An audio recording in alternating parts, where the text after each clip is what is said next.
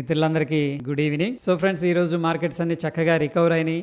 నిన్నటిదాకా మనం important resistance levels అనుకున్నాం, అన్ని కూడా బ్రేక్అవుట్ అయినాయి. ఓకే, ఆ లెవెల్స్ దాటి చక్కగా పాజిటివ్ గా క్లోజ్ అయ్యాయి. అయితే మార్కెట్స్ ఎందుకు ఇంతలాగా పాజిటివ్ గా రియాక్ట్ అయినాయి అన్నది మనం గ్లోబల్ పర్స్పెక్టివ్ లో చూస్తే ముఖ్యంగా ఏంటంటే యూఎస్ కి సంబంధించిన కన్స్యూమర్ ఇన్ఫ్లేషన్ డేటా అనేది యాక్చువల్గా ఇన్ఫ్లేషన్ అనేది ఎక్కువగానే వచ్చింది, బట్ వాళ్ళు ఎక్స్పెక్ట్ చేసిన దానికంటే కొద్దిగా తక్కువ రావడం అనేది జరిగింది. ఈ ఒక ట్రిగ్గర్ వల్ల ఏంటంటే ముఖ్యంగా ఏషియన్ మార్కెట్స్ అన్ని కూడా రీబౌన్స్ అయినాయి అని చెప్పేసి చెప్పుకోవచ్చు. దాని తర్వాత నిపుణులు ఏం చేస్తున్నారంటే ఎక్స్పెక్టేషన్ చేస్తున్నారు, ఏది 2024లో ఫెడ్ 2 రేట్ కట్లు తీసుకొస్తుంది అనే ఒక ఎక్స్పెక్టేషన్స్ కూడా ఉన్నాయి. సో ఈ యొక్క పాజిటివ్ ఎక్స్పెక్టేషన్స్ వల్ల ఏంటంటే మార్కెట్స్ అనేది స్ట్రాంగ్ గా రికవర్ అవడం అనేది జరిగింది. అఫ్ కోర్స్ మన ఇండియన్ మార్కెట్స్ ఆల్రెడీ బుల్లిష్ టెరిటరీలో ఉన్నాయి, బట్ కొద్దిగా ఏంటంటే ఆస్కిలేట్ అవుతూ ఉన్నాయి. ఈ రోజు మనం చూసుకున్నట్టయితే సెన్సెక్స్ 676 పాయింట్లు పాజిటివ్ గా క్లోజ్ అయింది. నిఫ్టీ మనం చూస్తే 202 పాయింట్లు పాజిటివ్ గా చక్కగా క్లోజ్ అయింది. ఇక ఉన్న 17 సెక్టార్లో కూడా మనకి కన్స్యూమర్ డ్యూరబుల్స్ కొద్దిగా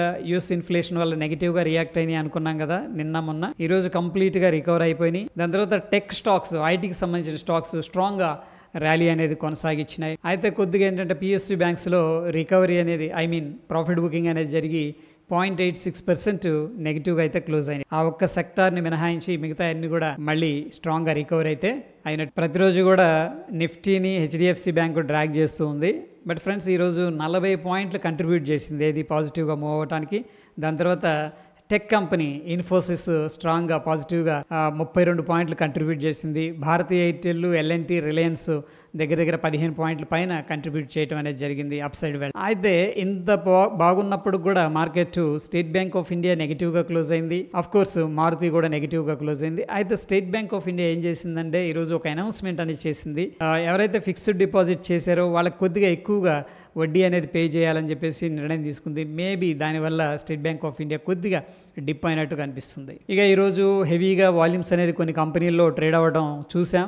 అయితే ముఖ్యంగా ఏంటంటే కొన్ని కంపెనీల్లో హెవీగా డెలివరీ అనేది కూడా క్వాంటిటీ అనేది తీసుకోవడం జరిగింది. దాంట్లో అపోలో టైర్స్ ఉంది, ఒబెరాయ్ రియాలిటీ, కెనరా బ్యాంక్, శ్రీశెమ్, బోష్క్ లిమిటెడ్ అనేది కనిపిస్తుంది. నిఫ్టీ 50తో మనం చూసుకున్నట్టయితే అవుట్ పర్ఫామ్ చేసిన కంపెనీలు కొన్ని ఉన్నాయి. ఎందుకంటే ఇవి మోర్ దాన్ 10% పైన అంటే లాస్ట్ వీక్లో కంపేర్ చేస్తే నిఫ్టీతో పోలిస్తే అవుట్ పర్ఫామ్ చేసినాయి. దాంట్లో Bharat forge, Siemens, ABB, hero motor, Marico అనేది కనిపిస్తుంది. ఇక నిఫ్టీ లాస్ట్ 1 అవర్లో 1.5 అవర్లో దగ్గర 350 పాయింట్స్ పాజిటివ్గా రికవర్ అయింది. ఒకనొక టైంలో 22,050 దగ్గరకు వెళ్ళింది ఫ్రెండ్స్ నిఫ్టీ. సో వీక్గా ఉంటుందేమో అనుకుంటే సెకండ్ హాఫ్లో బుల్స్ అనేవాళ్ళు స్ట్రాంగ్గా రావడం, అక్కడి నుంచి కూడా మార్కెట్ని అసలు ఎక్కడ కూడా రిట్రేస్మెంట్, పుల్ బ్యాక్ అనేది లేకుండా కంటిన్యూస్గా పైకి తీసుకొచ్చి మొత్తం మీద 22,300 లెవెల్ ఇంపార్టెంట్ రెసిస్టెన్స్ అనుకున్నాం కదా, దాన్ని దాటి 22,400 దగ్గర అయితే క్లోజ్ చేశారు. సో ప్రస్తుతం ఉన్న డేటా ప్రకారం మనకి 22,500 ఒక మోస్తరు రెసిస్టెన్స్ కనిపిస్తుంది. అదేవిధంగా 200 అనేది ఒక మోస్తరు సపోర్ట్ అయితే కనిపిస్తుంది.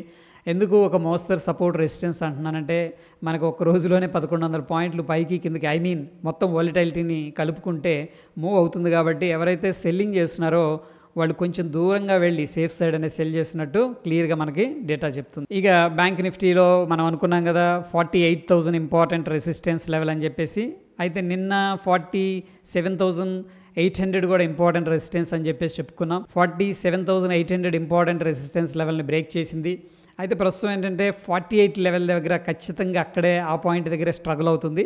బట్ ఎనీహౌ బిగ్గర్ పిక్చర్లో మనం చూసుకున్నట్టయితే కొంత బుల్లిష్ సెంటిమెంట్ కనిపిస్తుంది. బట్ 48,000 దగ్గర చాలామంది ఏంటంటే స్టిల్ కాల్స్ అయితే సెల్ చేసి కూర్చున్నారు. సో చూద్దాం, మేబీ కొద్దిగా కన్సోల్టేషన్ తీసుకొని ఆ లెవెల్ బ్రేక్అవుట్ చేస్తాడేమో అనిపిస్తూ ఉంది యాజ్ పర్ ద డేటా అనమాట. ఇక సపోర్ట్ విషయానికి వస్తే 47,500 కనిపిస్తుంది. ఆ లెవెల్ కానీ బ్రేక్అవుట్ అయిందంటే ఏది 48,000 ఇమీడియట్గా రౌండ్ నెంబర్ మనం వాచ్ చేయాల్సింది 48,500. సో ఒక బ్యాలెన్స్డ్గా కనిపిస్తుంది. స్టిల్ ఏంటంటే 48,000 అనేది మనం క్లియర్గా అబ్జర్వ్ చేయాలి. ఆ లెవెల్ కన్సోల్టేషన్ తీసుకొని బ్రేక్అవుట్ అయిందంటే ఒక ఫాస్ట్ అండ్ క్విక్ మూవ్ అనేది అప్ సైడ్ మనం ఎక్స్పెక్ట్ అయితే చేసుకోవచ్చు. సో ఫ్రెండ్స్, అయితే నేను నిన్న ఈరోజు లైవ్కి రావడం అనేది జరిగింది. సో ఏంటంటే ప్రస్తుతం వాలటైల్గా ఉంది కాబట్టి ఇటువంటి సమయాల్లో స్ప్రెడ్స్ ద్వారా మనం ఎంట్రీ అనేది రికమెండ్ చేస్తూ ఉన్నాం. సో ప్రాబబ్లీ ఒకవేళ మీరు జాయిన్ అవ్వకపోతే లైవ్ జాయిన్ అవ్వడానికి ట్రై చేయండి. సో డెఫినెట్గా ఎంతో కొంత మనం అందరం కలిసి నేర్చుకోవడానికి అండ్ ఎగ్జిక్యూట్ చేయడానికి ఆస్కారం ఉంటుంది. హోప్ వీడియో హెల్ప్ అయిందని చెప్పేసి అనుకుంటున్నాను. మన వీడియోస్ని లైక్ చేయండి. మరొక ఎపిసోడ్లో మళ్ళీ కలుసుకుందాం. Stay tune. ధన్యవాదాలు.